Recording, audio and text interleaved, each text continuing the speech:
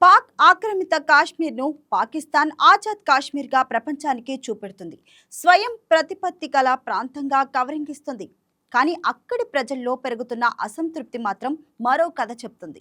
ఇప్పుడు పీఓకేలో ఎక్కువగా వినిపిస్తున్న పదం పంజాబైజేషన్. అంటే కేవలం పాకిస్తాన్లోని పంజాబ్ ప్రజలు అక్కడికి వెళ్ళి స్థిరపడటం మాత్రమే కాదు, భాష, రాజకీయాలు, పరిపాలన, ఉద్యోగాలు, భూములు, అధికార వ్యవస్థ అన్నింటిపైన పంజాబ్ ఆధిపత్యం పెరుగుతుందనే ఆరోపణ. ఒకప్పుడు స్వయం ప్రతిపత్తి పేరుతో ప్రత్యేక గుర్తింపు కలిగిన ప్రాంతం ఇప్పుడు క్రమంగా ఇస్లామాబాద్ నియంత్రణలోనికి వెళ్ళిపోతుందా? స్థానిక ప్రజల చేతుల్లో ఉండాల్సిన అధికారులు బయట వారి చేతుల్లోకి వెళ్ళిపోయాయా? అసలు పంజాబైజేషన్ అంటే ఏమిటి? పీఓకేలో ఎందుకు ఈ చర్చ మొదలైంది? Watch the story.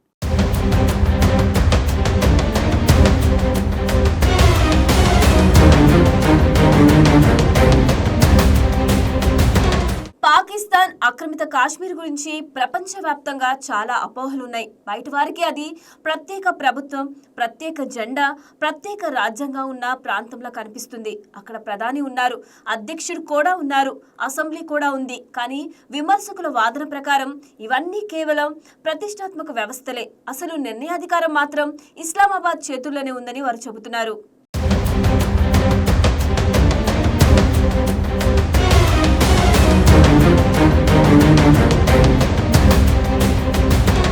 ఈ కథను అర్థం చేసుకోవాలంటే 1949లో జరిగిన కరాచీ ఒప్పందాన్ని గుర్తు చేసుకోవాలి. భారత విభజన తర్వాత కాశ్మీర్ అంశం అంతర్జాతీయ రాజకీయాల్లో కీలకంగా మారిన సమయంలో ఈ ఒప్పందం జరిగింది. ఈ ఒప్పందం ప్రకారం రక్షణ, విదేశాంగ వ్యవహారాలు, ఐక్యరాజ్య సమితిలో కాశ్మీర్కు సంబంధించిన అంశాలు, వ్యూహాత్మక నిర్ణయాలు అన్నీ పాకిస్తాన్ కేంద్ర ప్రభుత్వ పరిధిలోకి వెళ్లాయి.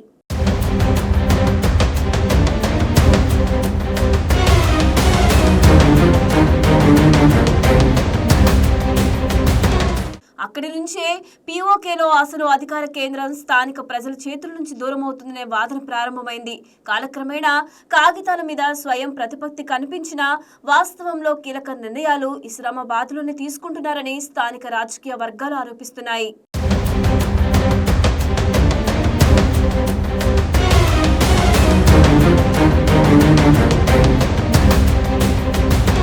ఇక్కడ మరో విషయం కూడా గమనించాలి. పీఓకే అంటే మొత్తం కాశ్మీరీ జనాభా మాత్రమే కాదు, అక్కడ గుజ్జర్లు, రాజపుత్రులు, జాట్లు, పహారీ భాష మాట్లాడే వర్గాలు, హింద్కో మాట్లాడే సమాజాలు ఉన్నాయి.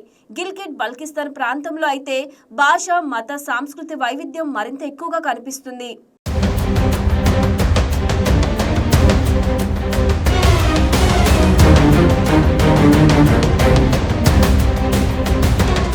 అందుకే పంజాబ్ బైనేషన్ అనే పదం కేవలం భాషా మార్పుకు సంబంధించినది కాదు.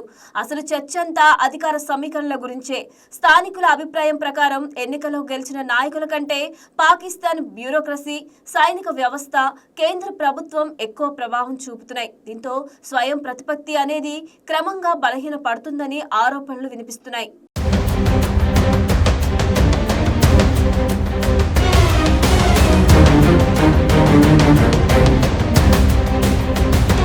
ఇటీవల సంవత్సరంలో ఈ అసంతృప్తి మరింత పెరగడానికి ప్రధాన కారణం జనాభా మార్పుల ఆరోపణలు. స్థానిక ఉద్యమకారుల వాదన ప్రకారం పాకిస్తాన్లోని ఇతర ప్రాంతాల నుంచి, ముఖ్యంగా పంజాబ్ నుంచి వచ్చిన వారి సంఖ్య పెరుగుతుంది. వారు భూములు కొనుగోలు చేయడం, వ్యాపార రంగంలో ఆధిపత్యం పెంచుకోవడం, ప్రభుత్వ వ్యవస్థలో కీలక స్థానాలను పొందడం జరుగుతుందని ఆరోపిస్తున్నారు.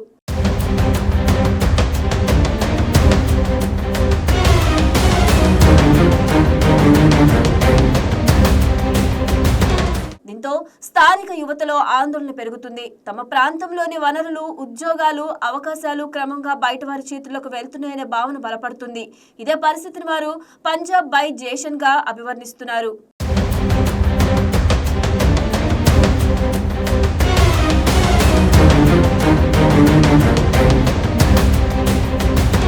గిల్గిట్ బల్టిస్తాన్ లో పరిస్థితి మరింత సంక్లిష్టంగా ఉంది. అక్కడ మతపరమైన సమీకరణలు కూడా ఈ చర్చలో భాగమయ్యాయి. చారిత్రకంగా షియా జనాభా ఎక్కువ ఉన్న కొన్ని ప్రాంతాల్లో కాలక్రమేణా జనాభా స్వరూపం మారుతుందని స్థానిక సంస్థలు ఆరోపిస్తున్నాయి. వలసలు, పరిపాలన మార్పులు, కొత్త ఆర్థిక ప్రాజెక్టులు స్థానిక సమాజ నిర్మాణాన్ని ప్రభావితం చేస్తున్నాయని వారు చెబుతున్నారు.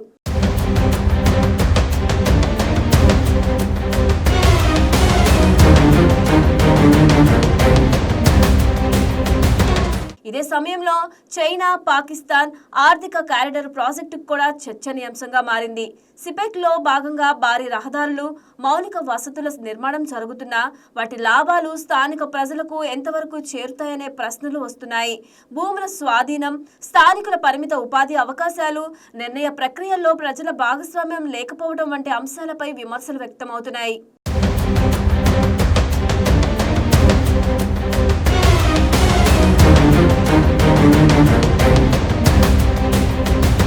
2024-2025 సంవత్సరాల్లో ఈ అసంతృప్తి మరింత బహిరంగ రూపం దాల్చింది. జాయింట్ అవామీ యాక్షన్ కమిటీ ఆధ్వర్యంలో పెద్ద ఎత్తున నిరసనలు జరిగాయి. మొదట విద్యుత్ ఛార్జీలు, పిండి ధరలు, ద్రవ్యోల్బణం వంటి ఆర్థిక సమస్యలపై ప్రారంభమైన ఆందోళనలు క్రమంగా రాజకీయ డిమాండ్లుగా మారాయి.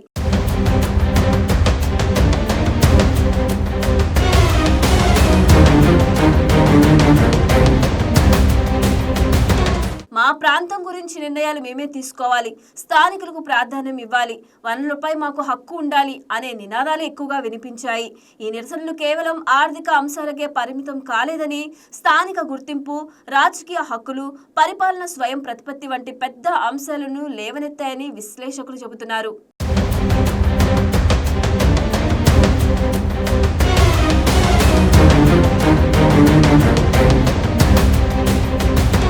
మరోవైపు పాకిస్తాన్ ప్రభుత్వం మాత్రం ఈ ఆరోపణలను ఖండిస్తుంది. పీఓకే గిల్గిట్ బల్జిస్తాన్ ప్రాంతాల అభివృద్ధి కోసం భారీ పెట్టుబడులు పెడుతున్నామని, మౌలిక సదుపాయాలు కల్పిస్తున్నామని చెబుతుంది. అభివృద్ధి ప్రాజెక్టులను రాజకీయ కోణంలో చూడవద్దని పేర్కొంటుంది.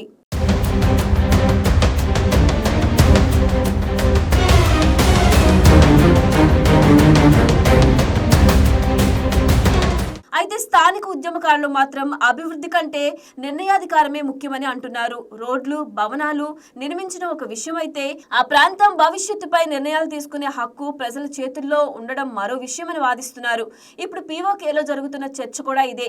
సమస్య కేవలం ఆర్థిక అభివృద్ధి గురించా, లేక రాజకీయ స్వయం ప్రతిపత్తి గురించా, కేవలం పరిపాలన నియంత్రణ గురించా, లేక స్థానిక గుర్తింపును కాపాడుకోవాలనే ప్రయత్నమా అనే ప్రశ్నలు ముందుకు వస్తున్నాయి.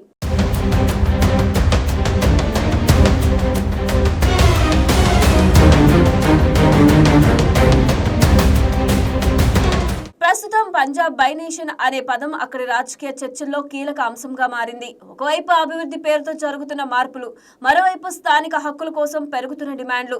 ఈ రెండింటి మధ్య పీఓకే భవిష్యత్తు ఎలా రూపుదిద్దుకుంటున్నది ఇప్పుడు ఆసక్తికర అంశంగా మారింది.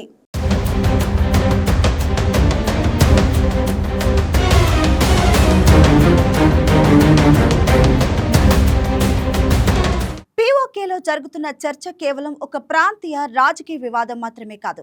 అధికారులు ఎవరి చేతుల్లో ఉండాలి, అభివృద్ధి అంటే ఏమిటి, స్థానిక గుర్తింపు ఎంత ముఖ్యమనే పెద్ద ప్రశ్నలు లేవనెత్తుతుంది.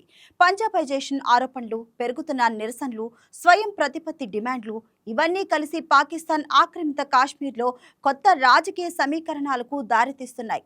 రానున్న రోజుల్లో ఈ ఉద్యమాలు ఏ దిశగా వెళ్తాయన్నదే ఇప్పుడు అందరి దృష్టిని ఆకర్షిస్తుంది.